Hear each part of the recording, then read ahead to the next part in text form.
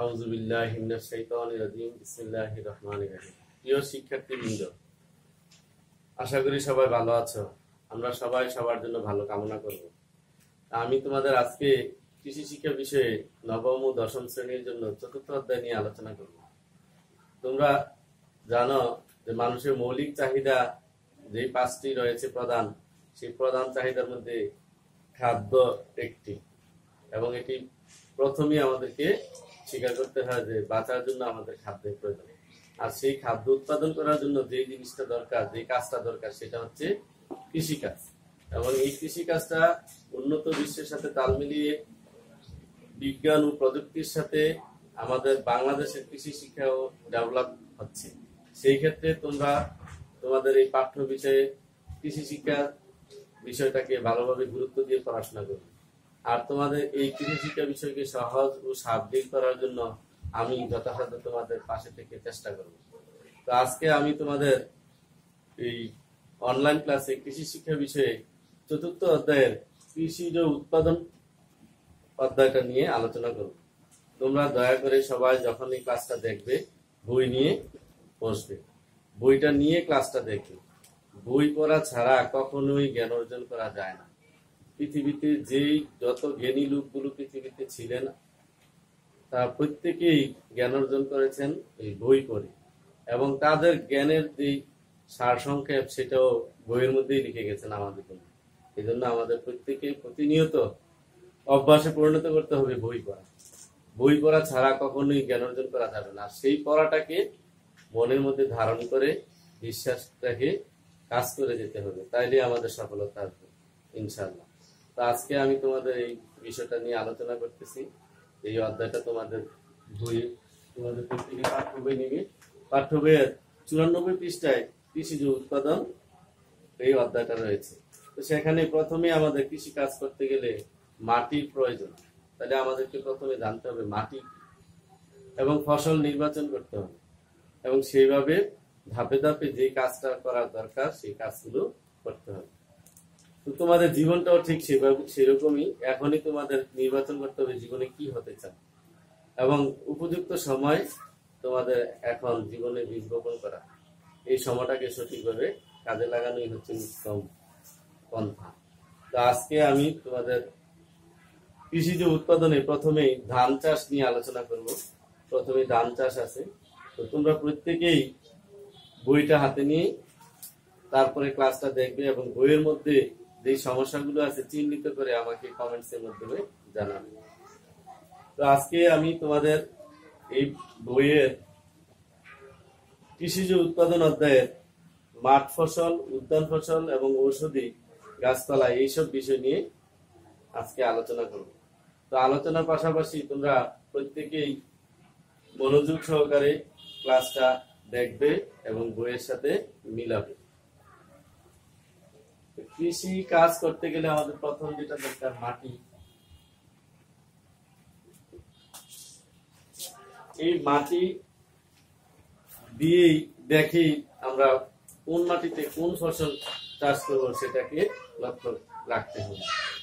মাটি কাকে বলে আমি তোমাদেরকে আগের ক্লাসে বলেছিলাম, এবং তোমাদের বইয়ের প্রত্যেকেই যে 6 এবং 7, 8, 9 কৃষি শিক্ষা বিষয়ে যে পড়াগুলো, সেই পড়াগুলোকে স্মরণ রাখতে হবে।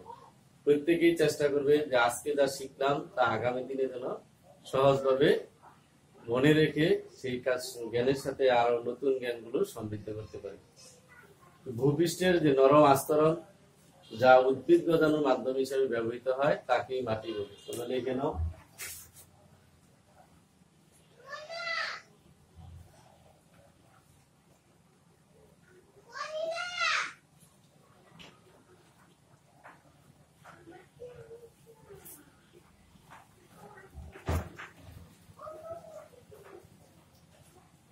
ভূপৃষ্ঠের যে নরম আস্তরণ যা উদ্ভিদ গজানোর মাধ্যম হিসাবে ব্যবহৃত হয়, মাধ্যম হিসাবে ব্যবহৃত হয় তাকে মাটি বলে। কৃষকের ভাষায় মাটির আরেকটা সংজ্ঞা আছে। কৃষকের ভাষায় ভূপৃষ্ঠের 17 থেকে 18 সেন্টিমিটার উপরের অংশকেই মাটি বলে। তোমরা সেটা দেখলেও হবে। এই মাটি প্রধানত 3 প্রকার: বেলে মাটি, দোআঁশ মাটি এবং এঁটেল মাটি। বেলে মাটিতে কি চাষ হয়, দোআঁশ মাটিতে কি চাষ হয়, এঁটেল মাটিতে কি চাষ হয়, সেই জিনিসগুলো ভেবে চিন্তে আমাদের ফসল চাষ করতে হয়। আজকে আমাদের অধ্যায়ের কাজই হচ্ছে কৃষিজ উৎপাদন, অর্থাৎ কৃষি ফসল চাষ। তো আমাদের এই মাটিটা আমরা চিনতে পারলাম মাটি কি জিনিস এবং মাটিটা কত প্রকার ও কি কি। তাহলে এখানে আমাদের ধান চাষ করতে গেলে মাটির প্রথমেই আমরা নির্বাচন করব দোআঁশ মাটি অথবা এঁটেল মাটি। কারণ আমরা জানি এঁটেল, দোআঁশ এবং দোআঁশ মাটিতে ভালো ফসল হয়। আর দোআঁশ মাটিকে বলা হয় আদর্শ মাটি। তো আমরা আগে জেনে নেই মাটি কত প্রকার। 3 প্রকার। 1 নম্বরে বেলে মাটি, 2 নম্বরে দোআঁশ মাটি,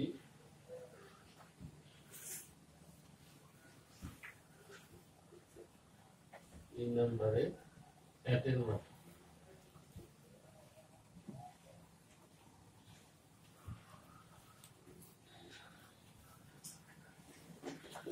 তাহলে আমরা কি মাটি চিহ্নিত করব? দোআঁশ অথবা এঁটেল। কিসের জন্য? ধান চাষ করার জন্য। ধান চাষ করার জন্য আমরা এঁটেল, দোআঁশ মাটি নির্বাচন করব। বাংলাদেশের দানা জাতীয় ফসলের মধ্যে ধানের চাষ উৎপাদন সবচেয়ে বেশি, কারণ আমরা শর্করা জাতীয় খাদ্য হিসেবে সাধারণত ভাতকে পছন্দ করি। আর সেই ভাতটাই আসে ধান থেকে।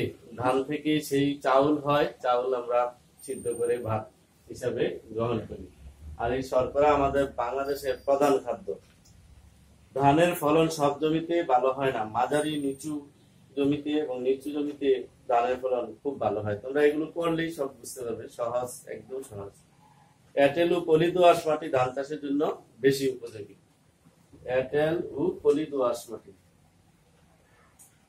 এঁটেল ও পলি দোআঁশ মাটি।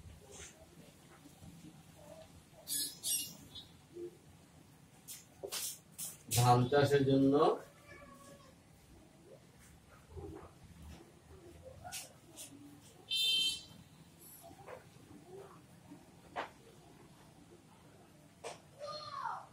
উত্তম।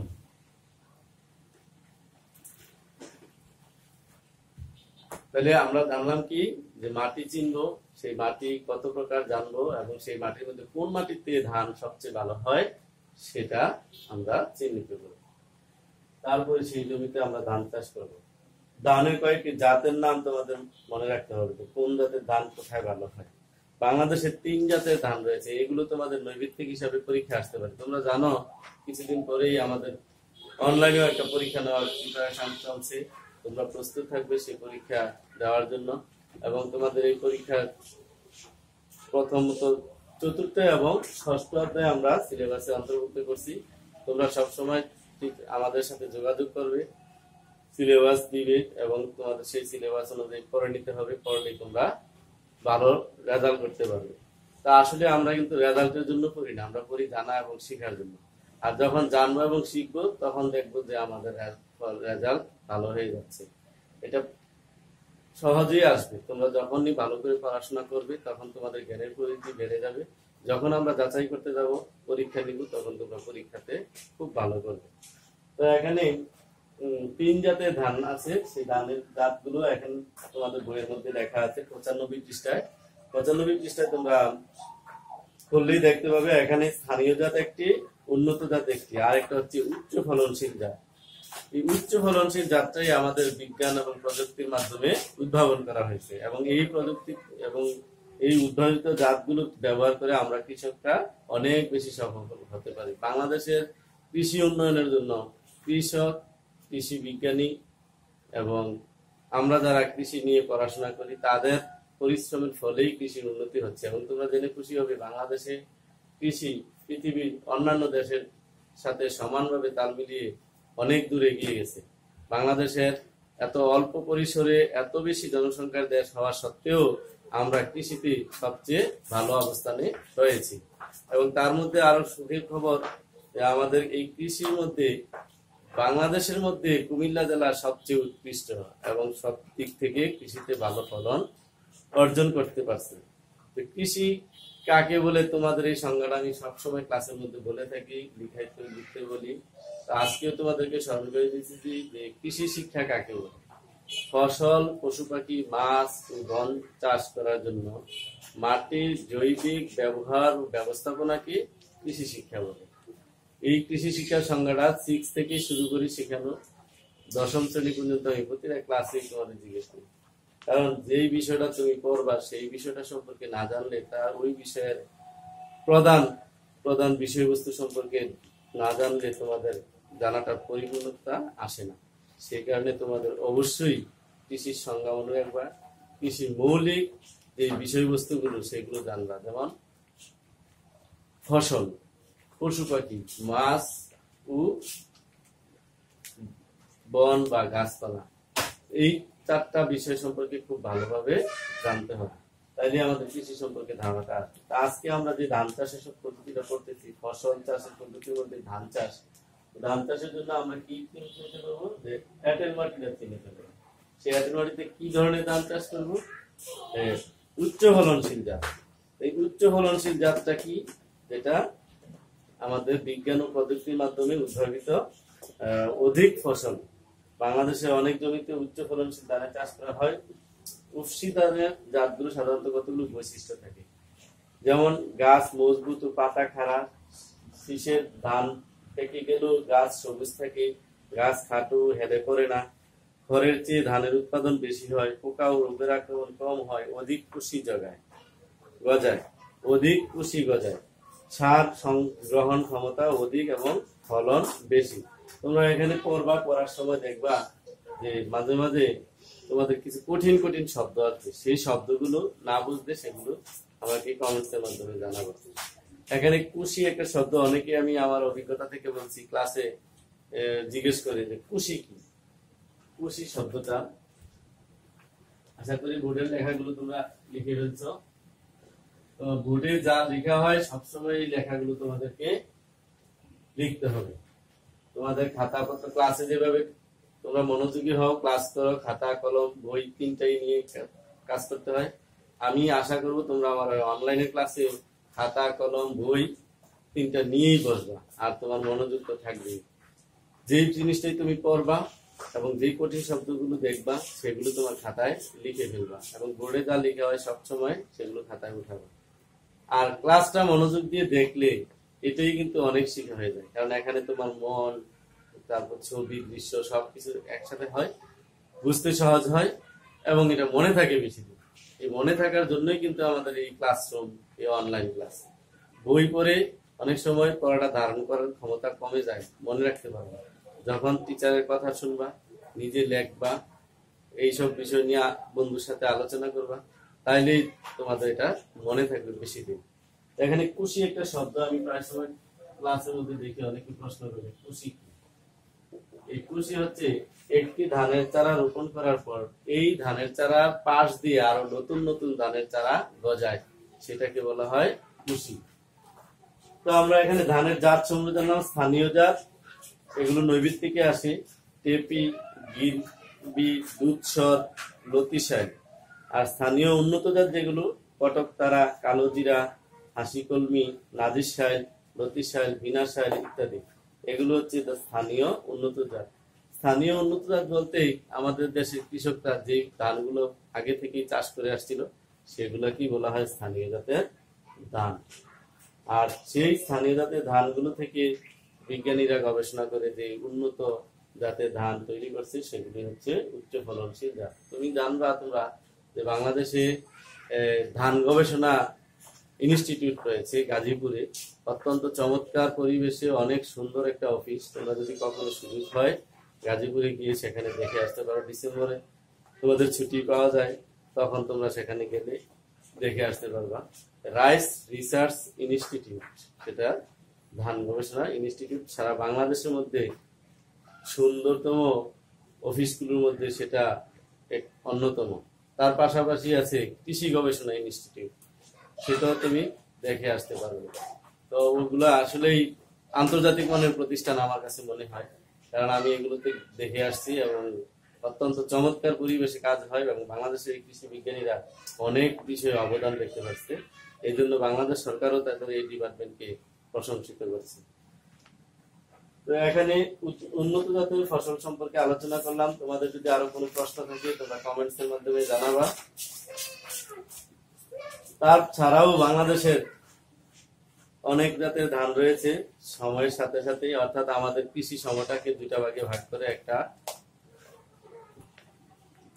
খরিফ মৌসুম আর একটা রবি মৌসুম। খরিফ মৌসুমকে আবার দুই ভাগে ভাগ করে, একটা হচ্ছে খরিফ 1 আর একটা খরিফ 2।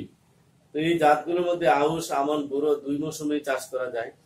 আউশ জাতের, বোরো জাতের, বোরোর সময় যে ফসলগুলো চাষ করা হয় ধান চাষ, এগুলো ধান চাষ করে প্রথমে বীজ সংরক্ষণ করে বীজকে বীজতলায় দিয়ে চারা গাছ তৈরি করা হয়। সেই চারা থেকে আবার ধানের জমিতে চারা রোপণ করে কৃষি কাজটা করা হয়।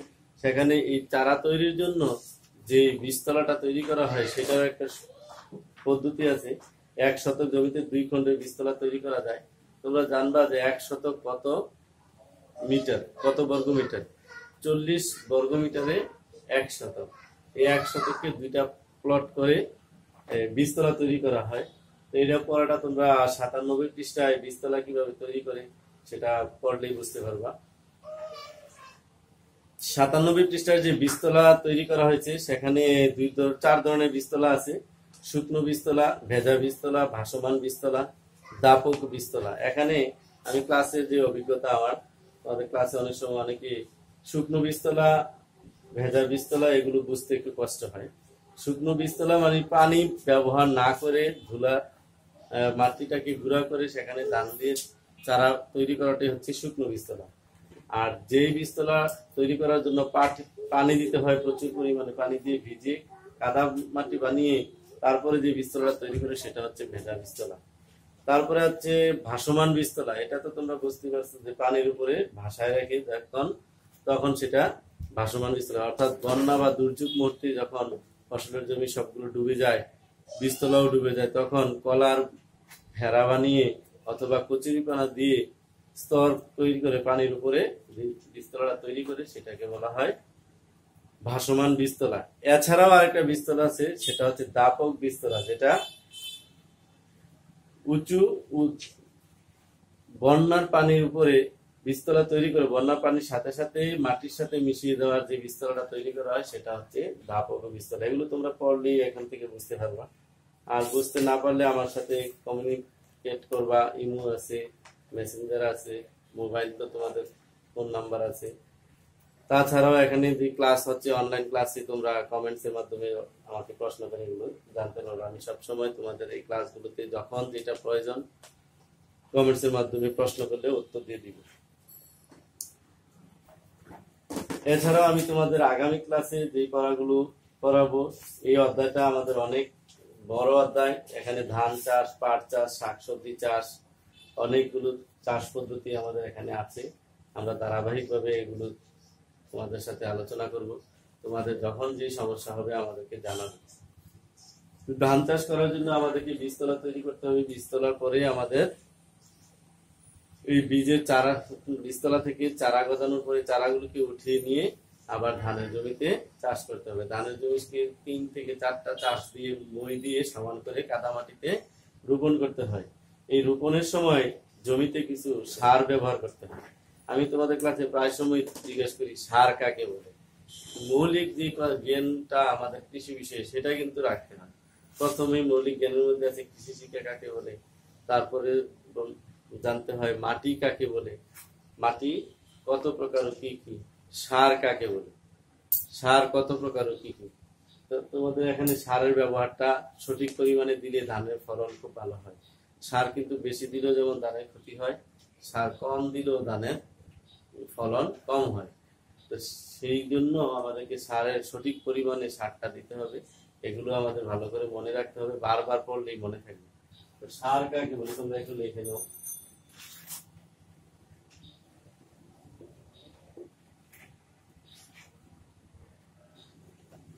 সার কাকে বলে? উদ্ভিদের পুষ্টি উপাদান সরবরাহকারী দ্রব্যকে সার বলে। উদ্ভিদের পুষ্টি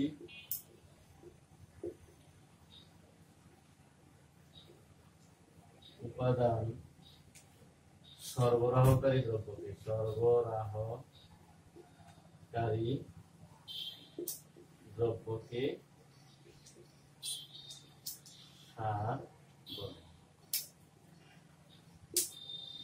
উদ্ভিদের পুষ্টি উপাদান সরবরাহকারী দ্রব্যকে সার বলে। এই সার আবার প্রধানত দুই প্রকার, জৈব সার, অজৈব সার। জৈব সারটা জীব থেকে যেটা পাওয়া যায় এবং মাটির জন্য সবচেয়ে বড় প্রয়োজনীয় যে উপাদানটা সারে সেটা হচ্ছে জৈব সার। আর মাটির গঠন উপাদান সম্পর্কে তোমাদের ধারণা থাকতে হবে ফসল চাষ করার জন্য। মাটির গঠন উপাদানের 4টি আছে। এই 4টির মধ্যে প্রথমেই হচ্ছে অজৈব উপাদান, তারপর জৈব উপাদান। জৈব উপাদান এবং অজৈব উপাদান ভালোভাবে বুঝতে হবে তোমাদেরকে। আমি তোমাদের একটু দেখাই দিই, তোমাদের পূর্বের ক্লাসে তোমরা পড়ছিলা। এই হচ্ছে মাটির গঠন উপাদান।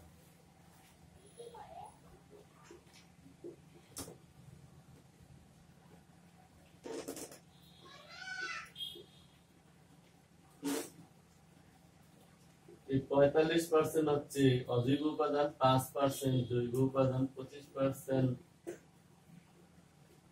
পানি এবং বায়ু। এই হচ্ছে মাটির একটা চিত্র।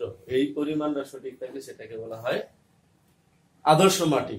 আদর্শ মাটির মধ্যে 5% যে জৈব উপাদান, সেই জৈব উপাদানটাকে বলা হয় মাটির প্রাণ। এই 5%। তো তোমাদের এই 5% জৈব উপাদানটাই আমাদের সার হিসাবে ব্যবহার করা যায়, যা উদ্ভিদের পুষ্টি উপাদান সরবরাহকারী দ্রব্যকে বলা হয়। এই জৈব পদার্থগুলো তোমাদের জানো যে পচা গোবর এবং কম্পোস্ট সার। একটি প্রতি শতকে জৈব সার সারের একটা তালিকা আছে তোমাদের বইয়ে, পৃষ্ঠা নাম্বার 99। তো সেখানে পচা গোবর কম্পোস্ট 20 কেজি, ইউরিয়া 360 কেজি থেকে 840 গ্রাম টিএসপি। এই টিএসপি, ইউরিয়া, এমপিও, জিপসাম, দস্তা যে সারগুলো, সেই সারগুলোকে বলা হয় অজৈব সার। অর্থাৎ মেশিনের মাধ্যমে বিভিন্ন কেমিক্যাল দিয়ে তৈরি করে রাসায়নিক প্রক্রিয়া উৎপাদন করা হয়, সেটি হচ্ছে অজৈব সার। তো এই অজৈব এবং জৈব সারের মিশ্রণটা আমাদের জমিতে ধান রোপণ করার সময় দিতে হয়। তো সেই জন্য তোমাদের এই জৈব এবং অজৈব সারগুলো সম্পর্কে ভালো ধারণা রাখবে। তোমাদের বই পড়তে হবে, বই পড়লে জানতে হবে। আমি একটা ক্লাসে কথা বলি সবসময় যে পড়িলে বই আলোকিত হই, না পড়িলে বই অন্ধকারে বই। তোমাদের জ্ঞানের আলো যত বাড়বে তোমাদের জীবনটা ততই সুন্দর হবে। আরেকটা কথা আছে, যে কোনো জ্ঞান অর্জন করে সেটাকে কাজে লাগাইতে হয়। কাজে না লাগাইলে তোমাদের জীবনটা সার্থক হবে না। তো আমি আশা করব এবং বিশ্বাস রাখি তোমরা ভালো করে পড়াশোনা করতেছো, করবে, তোমার জীবনের জন্য তুমি করবে। তা আমরা সেখানে সহযোগিতা করবো সর্বাত্মক। তো তোমাদের সার্বিক মঙ্গল কামনায় আজকে এখানে বিদায় নিচ্ছি। আল্লাহ হাফেজ।